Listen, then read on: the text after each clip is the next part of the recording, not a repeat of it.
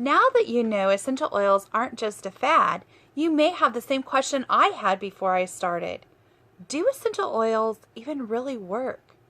Well, to answer that, I want to tell you a little more detail about my story and how I got started with essential oils. It was actually peppermint that started my love. As a nurse trained in traditional medication only, I was really skeptical. Since I was graciously given a bottle of the Young Living peppermint oil, I felt, well, I could at least try it and see if it worked. One day I was feeling especially stressed, things were crazy, and I was having trouble concentrating.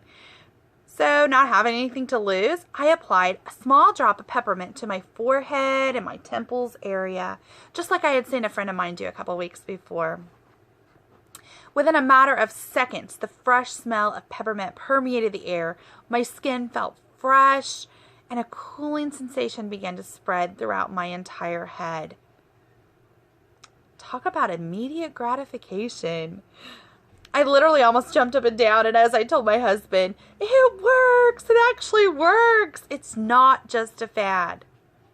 Now, as a side note, I want to be sure that everyone understands I'm not encouraging them to put essential oils of any kind near their eyes or any other membranes like that, but this is just how my story started, and it was an amazing experience.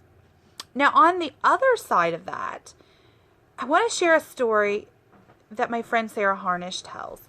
She said, lavender smelled nice in my bath, but never had any significant effect on my body. I used to buy my lavender for only $4 a bottle. I used to buy it online at farmers markets or at my local health food store. So I want to explain why she found this was happening and why her story was so much different than mine. Here's why. In the United States, there isn't a rating system for essential oils. In fact, the closest thing we have is an FDA requirement that says in order to label a bottle of essential oil pure or therapeutic, it must include at least and only 5% essential oils. To help explain how that is, we're going to go through each one of the oils and explain how they can be placed into 4 categories: grade A, B, C, and D oils. We're going to start out with the lowest grade, which is grade D oil. It's called floral water sometimes, and it's aromatic only. It's what's left over from grade A. After all the oil is pulled out, the leftover trash water is sold to companies who can fill the bottle to 5% of the leftover water, and then they'll go ahead and fill the rest with carrier oils, but they can still legally label that bottle as pure or therapeutic. Grade C oils, are perfume oils that often contain adulterating chemicals. They use solvents, for example, hexane, which is banned in many areas, but they use it to gain a higher yield of oil per harvest. Solvents have been linked to cancer and many other horrible disorders, but yet they're in many store or online bought oils. They may also be diluted to 80 to 95% with alcohol to make it more profitable for the creator, and of course makes it cheaper for the consumer. This grade C or D oils is what my friend Sarah Harnish found that she was purchasing without ever knowing it. Grade B oils are closer to the pure form, and they're usually food grade oils.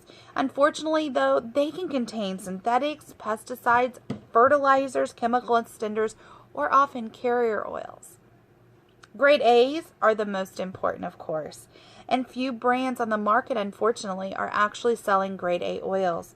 This means that they are truly pure and therapeutic. They're organically grown plants that are distilled at very low temperatures so as to make sure that the constituents of the plant or the tree or the root or the resin or whatever it is that they're making the essential oil from, if they are distilled at the right temperature, all those components will be left intact, making them very good for our bodies. So to put it in perspective, grade D, C, or B oils would be like walking to your fridge and taking a freshly squeezed glass of orange juice and then adding 95% alcohol to it. Of course, you're not going to get the benefits of the orange juice, but you're also going to get the negative toxins from the alcohol. That's why you want to have grade A oils.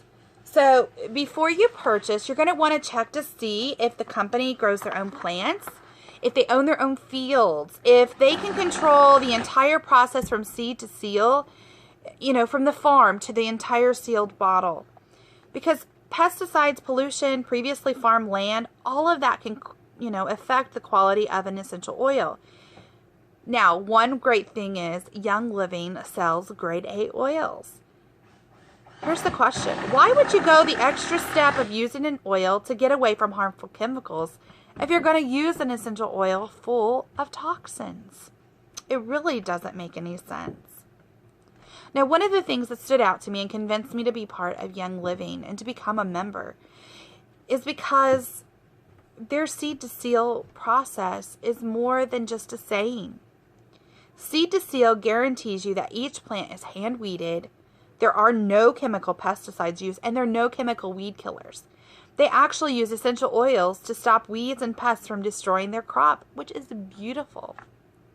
The plants are then harvested at their peak. They're then put through a vigorous testing process. Then they go from the farm directly to your home. Seed to seal is not just a slogan Young Living invented. It's a promise. And if you'd like, you can actually go to youngliving.com's website and find information about exactly how they make the seed to seal promise with every single bottle that they make.